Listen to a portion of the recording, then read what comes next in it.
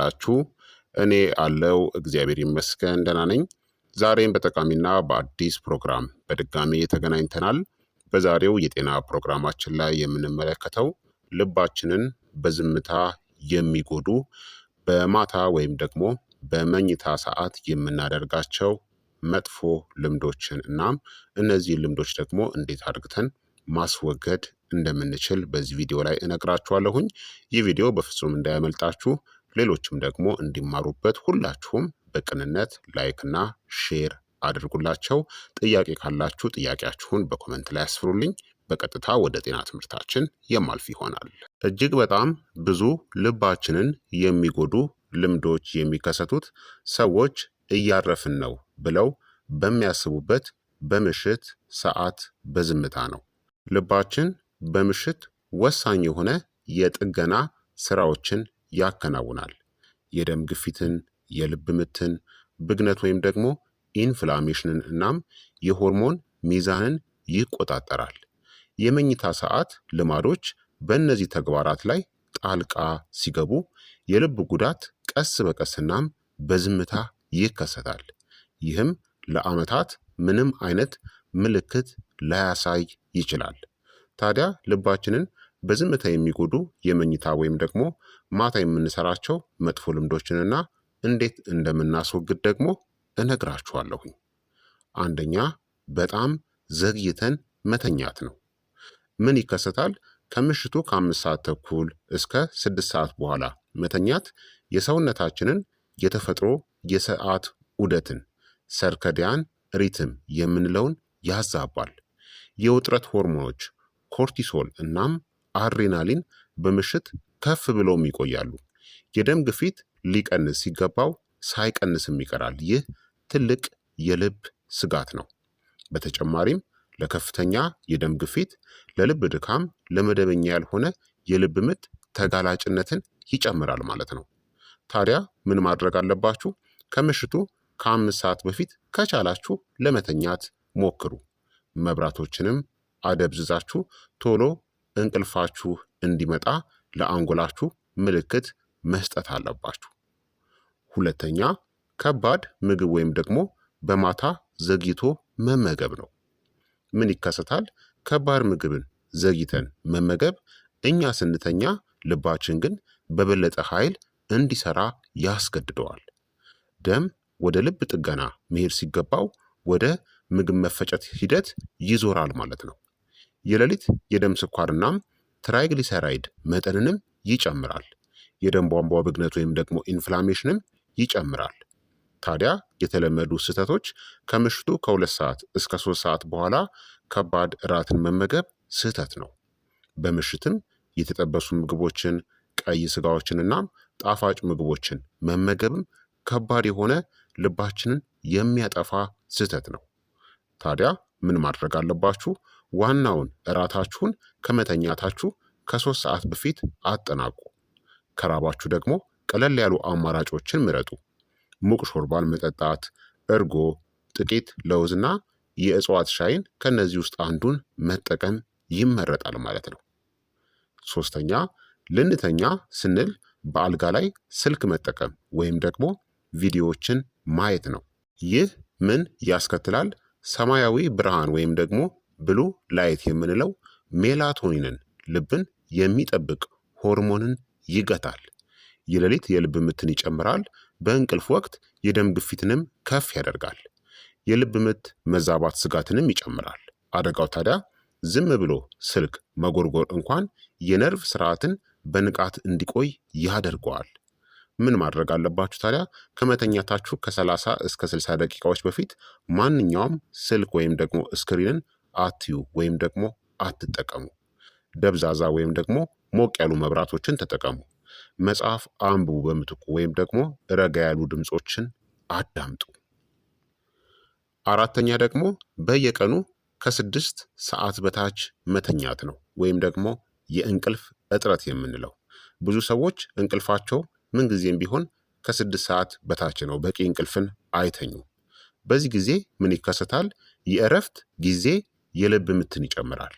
የደም መርጋት ስጋትንም ይጨምራል። በደም ቧንቧዎች ውስጥ ብግነት ወይም ደግሞ ኢንፍላሜሽንም ይጨምራል። የደም ቧንቧ መጥበብን ወይም ደግሞ ፕላክ ቢውልድ አፕ የምንለውን ያፋጥናል። የረጅም ጊዜ ተጽዕኖዎቹም 48% ከፍተኛ የልብ በሽታ ተጋላጭነትን ይጨምራል። ድንገተኛ የልብ አደጋዎች የመከሰት እድልንም ይጨምራል። ታዲያ ምን ማድረግ አለባችሁ? በየቀኑ ከ7 እስከ 8 ሰዓታት እንቅልፍን መተኛት አለባችሁ። በየቀኑ ተመሳሳይ ሰዓት ተኙ፣ እናም ንቁ። የእንቅልፍ ቆይታን ብቻ ሳይሆን ጥራቱንም አስተካክሉ። 5ኛ በተሳሳተ አቀማመጥ መተኛት ነው። ለአንዳንድ ሰዎች ምን ይከሰታል? በተለይ በጀርባ መተኛት የእንቅልፍ መታፈን ስሊፕ አምፒኒያ የምንለው ማንኮራፋት እናም በሌሊት የኦክስጅን መጠን መቀነስን ያባብሳል። ዝቅተኛ የኦክስጅን መጠን ደግሞ ልባችንን ያስጨንቃል። በተለይ አደገኛ የሚሆነው በኃይል የምታንኮራፉ ከሆነ፣ ስነቁ የድካም ስሜት የሚሰማችሁ ከሆነ እና የሆድ ስብ ወይም ከፍተኛ የደም ግፊት ካለባችሁ አደገኛ ነው። ምን ማድረግ አለባችሁ? በጎን መተኛት፣ በተለይም በግራ ጎን የደም ዝውውር የልብ የስራ ጫናን ያሻሽላል። አስፈላጊ ከሆነ ጭንቅላታችሁን ትንሽ ከፍ አድርጉት። 6ኛ የምሽት ጭንቀት እናም ከልክ በላይ ማሰብ ወይም ደግሞ በአልጋ ላይ የምትጨነቁ ከሆነ ነው። በዚህ ጊዜ ምን ይከሰታል? የነርቭ ስርዓትን ንቁ አድርጎ ያቆያል። ልብ ወደ ማገገሚያ ሁኔታ እንዳይገባም ይከላከላል። የሌሊት የደም ግፊትን ከፍ ያደርጋል። የልብ ምት መዛባት ስጋትንም ይጨምራል። ታዲያ የዝምታ ጉዳቱ ደግሞ እናንተ ልትተኙ ትችላላችሁ፣ ነገር ግን ልባችሁ በጭራሽ ሙሉ በሙሉ አያርፍም። ታዲያ ምን ማድረግ አለባችሁ? ከ5 እስከ 10 ደቂቃዎች ያክል ጥልቅ የሆነ ትንፋሽን ውሰዱ። ጸሎት አድርጉ ወይም ምስጋናን አቅርቡ። ሰውነታችሁን አዝናኑ። የሚያስጨንቃችሁን ነገሮች ደግሞ ከመተኛታችሁ በፊት በወረቀት ላይ እንደ መጻፍ ያሉ በጎ ጭንቀትን ወይም ደግሞ ውጥረትን የሚቀንሱ ልምዶችን አከናውኑ። 7ኛ ከመተኛት በፊት አልኮል መጠጣት ነው፣ በጥቂቱም ቢሆን። በዚህ ጊዜ ምን ይከሰታል? የልብ ምትን ያዛባል። በሌሊት የደም ግፊት በድንገት ከፍ እንዲልም ያደርጋል። የልብ ምት መዛባትን ይቀሰቅሳል። ጥልቅ እንቅልፍንም ይቀንሳል። የተሳሳተ እምነት ምን መሰላችሁ? አልኮል ለመተኛት ይረዳል የሚል የተሳሳተ አመለካከት አለ። እውነታው ግን የልብን የማገገም ሂደቱን ይጎደዋል። ታዲያ ምን ማድረግ አለባችሁ? ከመተኛታችሁ ከ3 እስከ 4 ሰዓታት በፊት አልኮልን አስወግዱ። በምትኩ የእጽዋት ሻዮችን ምረጡ። 8ኛ በምሽት ማጨስ ወይም ኒኮቲንን መጠቀም ነው። በዚህ ጊዜ ምን ይከሰታል? የደም ቧንቧዎችን ያጠባል። የሌሊት የልብ ምትን ይጨምራል። የደም ቧንቧ ጥገናንም ይከላከላል። የደም መርጋት ስጋትንም ይጨምራል። ተጨማሪ አደጋው ደግሞ ከመተኛት በፊት ማጨስ ማለት ልባችሁ ሌሊቱን ሙሉ በትርፍ ሰዓት እንዲሰራ ማድረግ ማለት ነው። ታዲያ ምን ማድረግ አለባችሁ? የኒኮቲን መጠቀሚያ ሰዓትን ገደብ አውጡ። በሚያረጋጉ ልማዶች እንደ ሻይ መጠጣት፣ ትንፋሽ መውሰድ ባሉ መልካም ተግባሮች ተኩት። 9ኛ በሰውነታችን ውስጥ የውሃ እጥረት እያለ መተኛት ነው።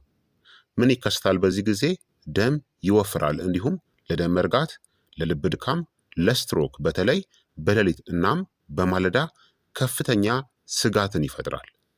ታዲያ ምን ማድረግ አለባችሁ? ከመተኛታችሁ 1 ሰዓት በፊት 1 ብርጭቆ ውሃን ጠጡ።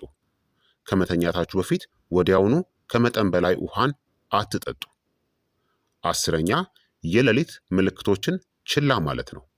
ሰዎች ትኩረት የማይሰጧቸው የማስጠንቀቂያ ምልክቶችን፣ በምሽት የደረት አለመመቸት፣ ተኝታችሁ ሳላችሁ የሚሰማ የልብ ትርታ፣ በምሽት በድንገት የሚከሰት የትንፋሽ ማጠር፣ በጭንቀት ወይም በላብ መንቃት ከገጠማችሁ እነዚህ ምልክቶች የሚያመለክቱት የልብ ምት ችግሮችን፣ የልብ ድካም ወይም ደግሞ ሄርት ፌለር የምንለውን የእንቅልፍ መታፈንን ሊያመለክቱ ይችላሉ። ታዲያ ምን ማድረግ አለባችሁ? የሌሊት ምልክቶችን ችላ አትበሉ። ምልክቶቹ ከተደጋገሙ ሐኪማችሁን አማክሩ። ታዲያ ልብን የሚጠብቅ የመኝታ ሰዓት ጥሩ ተግባራትን ቀላል የሆነ ልንገራችሁ።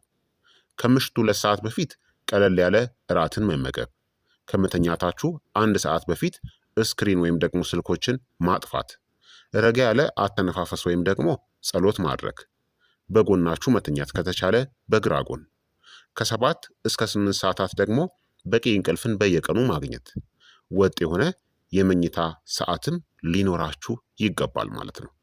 በአጠቃላይ ልባችሁ በድንገት አይሰበርም ወይም ደግሞ አይጎዳም። በየምሽቱ በሚደጋገሙ ልማዶች ቀስ በቀስ ይጎዳል። የመኝታ ሰዓት ልማዶችን ማስተካከል ልብን ከሚፈውሱ በጣም ጠንካራ መሳሪያዎች ውስጥ አንዱ ነው። ብዙውን ጊዜ ከመድኃኒት በላይ ኃይልም አለው። ስለዚህ ክቡራትና ክቡራን ተመልካቾቼ የዛሬው የጤና ትምህርት እንግዲህ ይህንን ይመስል ነበረ። ስለዚህ ልባችሁን የሚጎዱ እነዚህን መጥፎ ልምዶችን ማስወገድ ያስፈልጋል። ጥያቄ ካላችሁ ጥያቄያችሁን በኮመንት ላይ አስፍሩልኝ። ላይክ ሳታደርጉ ግን በፍጹም እንዳትወጡ። በቀጣይ የጤና ትምህርት እስከምንገናኝ እኔንም እናንተንም ቸር ያቆየን። መልካም ጊዜ፣ መልካም ቆይታ። ቻው ቻው።